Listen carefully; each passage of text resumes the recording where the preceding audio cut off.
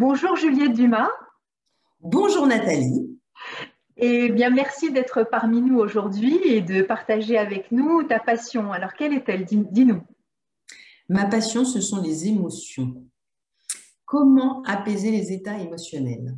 Voilà, c'est une passion à la fois personnelle et du coup, tout ce que je comprends, tout ce que j'apprends, eh bien, je veux le partager et le transmettre avec le plus grand nombre et de la manière la plus simple possible. D'accord. Et en quoi consiste donc du coup cette façon d'aborder les émotions avec ce que tu sais faire? Alors, il y a plusieurs façons de faire, mais une des manières qui me tient le plus à cœur, ce sont les mudras. Alors, je t'explique rapidement ce qu'est un mudra, une mudra, pardon. Mudra, c'est un nom en sanskrit, la langue ancienne indienne. Une mudra, c'est un geste très simple qui à peu près a 3000 ans et qui permet, avec un simple positionnement des doigts, de diriger tes énergies là où tu en as besoin. Et si tu fais des mudras, eh bien, l'idée, c'est de t'aider à apaiser tes états émotionnels, aussi tes petits mots du quotidien.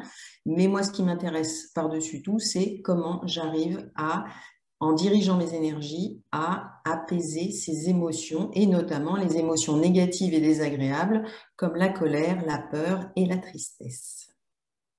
Et alors depuis combien de temps tu exerces dans ce domaine? Alors, ça a commencé par hasard, même s'il n'y a pas de hasard.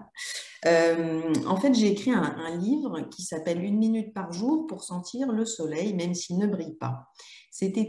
Enfin, c'est toujours un état d'esprit pour que tu puisses briller dedans, rayonner dehors et mieux vivre ta vie. Et de là, j'ai cherché quelle technique, quel outil, quelle méthode je pourrais apprendre pour ensuite, encore une fois, la transmettre, même si je ne crois pas aux méthodes toutes faites qui puissent s'adapter à tout le monde. Et ça faisait longtemps que j'observais dans des cours de yoga que je ne fais pas et dans des cours de méditation que je fais. Et je voyais souvent que, par exemple, tu dois connaître ce geste quand on médite, on se met souvent comme ça. Je me suis dit que ces gestes sont à la fois très beaux, mais à quoi servent-ils? Et quand j'ai compris que, il s'agissait d'énergie, moi je suis passionnée par les énergies, par l'idée de les mettre en mouvement pour faire circuler tes émotions qui sont bloquées quelque part, que tu bloques tout seul d'ailleurs, ou toute seule. Et de là, en fait, j'ai cherché l'experte du sujet. Je suis allée virtuellement jusqu'au Canada et j'ai donc rencontré Lokana Sans Regret qui apprend les mudras, qui les a apprises d'abord et qui les transmet ensuite depuis plus de 40 ans. Et je lui ai dit, voilà, moi je voudrais apprendre les mudras parce que mon objectif pour continuer cet état d'esprit que je transmets et que je diffuse, eh bien, je voudrais que vous m'appreniez d'une façon simple, qui soit accessible à tout le monde, pour qu'ensuite, je puisse le faire à mon tour. Et puis de là, c'était pas prévu. On a écrit un livre ensemble qui a été publié chez Flammarion il y a 2 ans et qui est un best-seller parce qu'aujourd'hui, il s'est vendu à plus de 15 000 exemplaires. Et l'idée, c'est que ce livre est rangé, il y a deux, on va dire deux catégories, les états émotionnels, les petits mots du quotidien. Et mon obsession, c'était d'ancrer ces gestes dans la vie quotidienne pour que chacun retrouve une situation, un moment qui lui parle, qui soit concret et se dise, ben, finalement, pourquoi je n'essayerais pas? Pourquoi? Parce que les mudras, il n'y a que toi et toi seul, que la personne qui les fait, qui va ressentir les bienfaits. Moi, je transmets des gestes. Avec Lokana, nous transmettons des gestes dans le livre, et puis après, on a dérivé le livre en appli, en école, enfin, il y a plein de choses derrière. Mais l'idée, c'est, on vous propose un geste, par exemple, pour apaiser votre colère, mais il n'y aura que vous et vous seul qui sentirez si cette colère s'apaise. Donc, il y a une formidable, ce qui me plaît beaucoup dans l'enseignement des mudras, c'est que les personnes sont autonomes. Je n'ai pas besoin d'être derrière pour vérifier d'abord si elles les font, parce que si elles n'ont pas envie, elles ne les feront pas. Mais il y a un côté, je suis autonome dans ma pratique et je suis autonome dans ce que je ressens et surtout, je réalise que j'ai un pouvoir incroyable entre mes mains, que je sois une femme, un homme, quelqu'un d'âgé, quelqu'un de très jeune. Tout le monde peut faire des mudras n'importe où, n'importe quand. Donc, c'est un outil fabuleux qu'on a entre nos mains et qu'on peut tous et toutes appliquer au quotidien pour, encore une fois, apaiser ces états émotionnels. Et dans le contexte dans lequel on est, je crois qu'on en a vraiment tous besoin. Et alors, du coup, j'allais te poser la question de savoir si tu t'es formée et ça t'a pris combien de temps parce que tu nous expliques que tu as été au Canada, formée auprès de cette personne dont c'était peut-être la spécialité. Est-ce que tu peux nous expliquer un petit peu le contexte aussi d'où émerge, alors tu nous as parlé de l'Inde, voilà, juste explique-moi un petit peu. Bah, en fait, ça a commencé par une formation, mais cette formation, elle s'est transformée par l'écriture du livre. Donc, en fait, j'ai été formée en même temps que j'écrivais un livre. Donc, c'est une formation un peu sur mesure et particulière, mais ce qui me va très bien parce que moi, j'aime cette façon de travailler et d'apprendre. Et je ne suis pas très candidate aux formations qui durent des jours et des jours et des mois et des mois. Moi, j'aime le concret. J'aime parce que plus c'est concret pour moi, plus je l'applique pour moi, plus je peux en parler, plus je peux donner envie aux autres de le faire.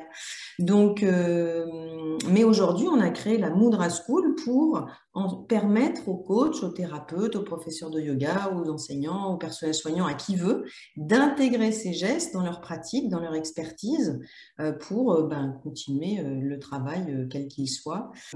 Pendant longtemps, en fait, j'ai fait des présentations parce que les mudras, même si elles ont 3000 ans, il n'y a pas beaucoup de personnes qui connaissent les mudras. Et donc, après la sortie du livre, j'ai fait beaucoup avec l'Okana d'ateliers et de conférences pour dire les mudras, ça existe, les mudras, c'est ça, les mudras peuvent vous permettre de faire ça, diriger vos énergies, etc. Mais en fait, bien évidemment, comme dans tout, si tu as un objectif particulier que tu veux atteindre, si tu arrives à l'exprimer, bien évidemment, d'abord la mudra list, la liste de mudras que je vais recommander va être beaucoup plus efficace. Et du coup, la personne qui va les pratiquer ensuite va encore plus ressentir par rapport à son besoin ce qui se passe à l'intérieur de sa tête, de son cœur ou de son ventre ou peu importe où s'est installée l'émotion, encore une fois, négative et désagréable. Je m'occupe aussi des énergies positives pour les optimiser, mais je pense que la plupart des personnes qui viennent me voir, c'est pour apaiser ou résoudre une émotion qui est lourde et qui est pesante et qui les empêche d'avancer. Donc, tu viens de dire, en fait, on peut successivement faire une série de mudras pour une demande particulière émotionnelle, en fait. Oui, tu peux les faire. Alors après, c'est encore à toi de décider le temps que tu vas passer à faire cette mudra. On donne une recommandation parce que les personnes ont toujours besoin d'avoir un cadre. Donc moi, je dis quelques secondes à 1 minute. Mais si tu es bien et que tu te rends compte que cette mudra, il te faut la faire plus longtemps parce que tu n'as pas encore senti les bienfaits, tu la fais plus longtemps. Si tu veux la faire plusieurs fois par jour, tu la fais plusieurs fois par jour. La nuit aussi. Si tu sens que tu as besoin de régler colère, tristesse, peur, si tu veux régler beaucoup de choses en même temps, soit tu te dis, et c'est encore une fois une décision personnelle, je vais y aller step by step, ou alors je vais tout régler d'un coup et je vais me donner les moyens que mes énergies circulent, donc que mes émotions circulent. Donc quelque part, je dis toujours, le chef des mudras, c'est vous. C'est vous qui décidez du temps, c'est vous qui décidez du nombre de mudras. Il n'y a aucune contre-indication à faire plein de mudras les unes à la suite des autres. C'est vous qui décidez de tout. Moi, je vous explique. Aussi, ce que je vous explique, c'est quelle est la relation entre mes doigts, entre mes centres d'énergie, entre les éléments. Enfin voilà, c'est pas juste je mets mes doigts comme ça, il se passe quelque chose. Il y a une vraie explication derrière. Et puis, une des explications principales, c'est que nous avons tous dans notre cerveau, la main, en fait, occupe une place très importante. Donc, du coup, tout le monde peut envoyer les infos précises là-haut et dire calmos la colère ou un peu de douceur dans ce monde de brut. Voilà. Et du coup, avec les émotions, selon toi, quelles sont les plus présentes dans les personnes que tu reçois, en tout cas les demandes? Qu'est-ce que tu as pu observer de plus récurrent sur la demande émotionnelle avec les mudras? Je crois que dans le contexte, encore une fois, dans lequel on est, dont on sort ou dans lequel on va peut-être retourner, on ne sait pas bien, je crois que la peur est quelque chose de très présent. Et ce qui est intéressant, c'est aussi de décortiquer cette peur, c'est-à-dire de comprendre elle est d'abord, elle vient d'où? Elle s'exprime comment pour chaque personne? Parce que moi, je peux avoir peur d'un serpent dans un jardin. C'est pas la même chose que la peur de perdre mon job, la peur de tomber malade, la peur de. Il y a des peurs, enfin, il y en a beaucoup, beaucoup. Et puis de cette peur découle, je crois, beaucoup de tristesse. Il y a beaucoup de personnes, même en télétravail, qui sont dans une espèce d'isolement émotionnel très compliqué. Donc, ce que j'aime bien faire, moi, c'est décortiquer l'émotion, encore une fois négative et désagréable, pour trouver enfin, voilà, le bon bouton pour appuyer sur la bonne mudra qui va pouvoir aider tous les jours, sur plusieurs semaines, tout le temps. Enfin voilà, encore une fois, chacun décidera ou fera comme utilisera les mudras soit en prévention, par exemple, en se disant j'ai cette peur qui revient tout le temps, mais je vais me donner les moyens avec mes petits doigts voilà, de la repousser, ou au moment où je suis en crise de panique, ou eh ben, je vais faire une mudra pour m'aider à m'apaiser. Alors, quand tu as montré le geste comme ceci, est-ce qu'il faut nécessairement le faire de façon avec les deux mains ou on peut le faire indifféremment d'une main toute seule? Toujours les deux mains, toujours les deux mains, toujours, toujours, toujours. Euh, on peut aussi, par exemple, je vais te prendre une mudra, je vais te donner un exemple concret avec une mudra qui donne beaucoup, beaucoup d'énergie quand on est un peu à plat. Euh, et donc, ça va aussi aider par rapport aux émotions, tu vois, à retrouver un petit peu d'énergie positive. Donc, tu peux faire cette mudra qui s'appelle Prana Mudra de cette façon-là. Les doigts sont toujours le plus bout à bout possible, c'est une des consignes. Et ensuite, là, je te montre en l'air, je vais pouvoir mettre mes mains sur mes genoux comme ça, ou alors je vais les mettre comme ça. Et quelle va être la différence? Ben, la différence, ça va être qu'est-ce que je ressens? Est-ce qu'il se passe quelque chose quand je fais ça? Ou est-ce qu'il se passe plus de choses quand je fais ça? Sachant que mardi, je peux faire ça et puis vendredi, ça va être mieux comme ça. Je peux mettre mes bras le long du corps. Je peux les faire assis, debout, couché. Je peux la faire en attendant le bus. Je peux la faire en mode bougie, musique silencieuse. Je peux faire ce que je veux. Je fais ce que je veux parce que je fais ce qui me fait du bien et ce que je ressens moi. J'insiste, j'insiste, j'insiste, mais c'est tellement important. Alors, dis-moi, par rapport à la personne avec laquelle tu as coécrit ce livre et avec lequel tu t'es formée, est-ce qu'elle-même a suivi une formation aussi en Inde En ancestrale? Inde, il y a très D'accord. longtemps, avec des maîtres qui ensuite l'ont autorisé à transmettre, à apprendre. Voilà, c'est vraiment une pratique, si j'ose dire, sacrée. Donc, quelque part, on lui a donné l'autorisation, après tout ce qu'elle avait appris, et ben, à le transmettre. Bon, je pense pas qu'elle s'attendait à ce que j'arrive sur son chemin toutes ces années après, mais finalement, je vois qu'elle est très contente de pouvoir donner, enfin, un peu remettre les mudras au goût du jour, leur donner un peu de modernité et surtout, surtout, les ancrer dans le quotidien et pas raconter des choses il faut que ça parle à tout le monde, que tu sois, enfin voilà, que tu sois un immense PDG dans une multinationale, que tu sois dans une usine, que tu sois peintre, il faut que ça parle à tout le monde. Il faut que vraiment, voilà, ces mudras, on a ce pouvoir, n'importe qui a ce pouvoir. Et mon obsession, c'était vraiment pas que ça soit réservé à quelques yogis ou quelques sages. Non, c'est pour tout le monde. Tout le monde, tout le monde, tout le monde. Est-ce que tu veux nous montrer la couverture de ton livre? Ben oui, mais je sais pas s'il va pas être à l'envers, sûrement. Il est à l'endroit. Ah, Mudra, le yoga des doigts chez Flammarion. Très Vous bien. pouvez le trouver partout, partout, partout. Et comme le livre est un peu gros et un peu lourd, il y a aussi l'appli que nous avons développée avec Locana, qui est totalement gratuite, qui a été imaginée de façon simplissime, c'est-à-dire qu'en fonction des besoins, par exemple l'état émotionnel que tu souhaites apaiser, tu consultes la liste et ensuite tu peux ranger dans ta Mudra list tes mudras préférés. Donc elle est gratuite, elle est bilingue et elle est accessible sur iPhone et Android, donc cadeau, cadeau Mudra. Et donc, la dernière question, est-ce que tu aurais envie de partager avec nous alors un petit truc personnel qui, selon toi, participe à ton équilibre émotionnel? Alors, Moudra ou pas, hein, ça peut être autre chose. Ben, il y a quelque chose de très intéressant à faire, encore une fois accessible à tout le monde et vous n'avez besoin que de vos mains et de vos doigts. Faire des mudras et écrire. Mudra et écriture. Donc, tu as une émotion, par exemple, prenons la colère.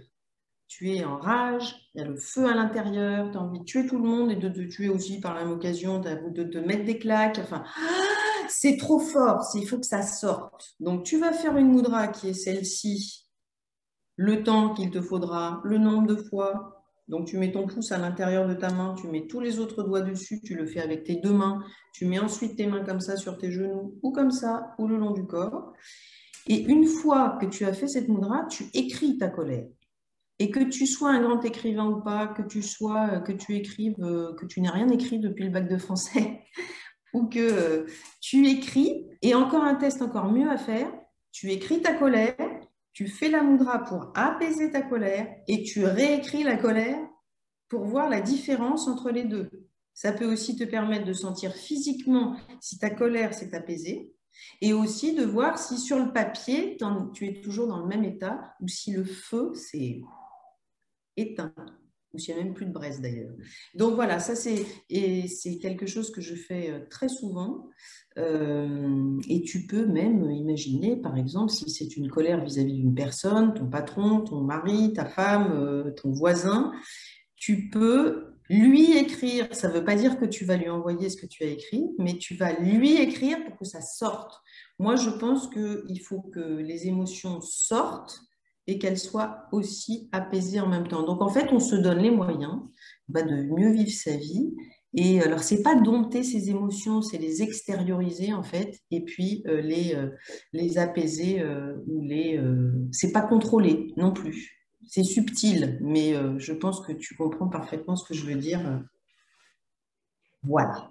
Et oui, parce que les émotions, souvent, on veut les gérer, les maîtriser, les contrôler, mais en fait, les émotions, ça fait partie aussi de notre physiologie. Donc, c'est important d'abord d'accueillir et après de pouvoir, avec les outils que tu proposes, hein, de pouvoir justement les équilibrer et être plus en harmonie avec soi. Voilà, exactement. C'est ça. Bah, merci à toi, Juliette, Avec grand plaisir. et bonne journée à tous et à bientôt sur Partage et Émotions pour parler d'émotions et découvrir aussi des talents qui sont là aussi et qui interviennent pour nous, pour retrouver l'état d'équilibre émotionnel à travers leur passion et leur métier.